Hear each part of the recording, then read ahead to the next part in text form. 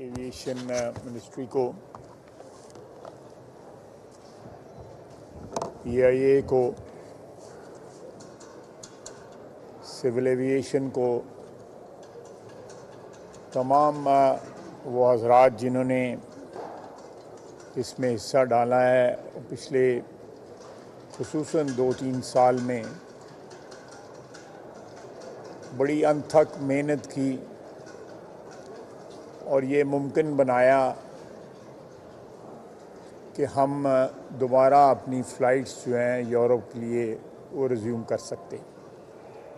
तो मैं इज्तिमाई तौर पे सबको मुबारकबाद देता हूँ। मेरा ख़्याल है कि उनकी मेहनत जो है, उनकी कमिटमेंट के बग़ैर जो है ये चीज़ मुमकिन नहीं हो सकती थी। इन 4.5 सालों में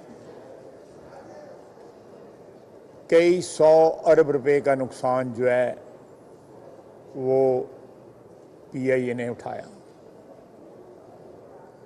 800 अरब रुपए का कर्जा है पीआईए के ऊपर इस वक्त। मुझे बताया गया है कि इस वक्त ये फ़्लाइट जो जा रही है ये 100% इसकी बुकिंग हुई है और आइंदा आने वाले दिनों के अंदर भी फ़्लाइट्स जो हैं वो 100% बुक हो चुके हैं।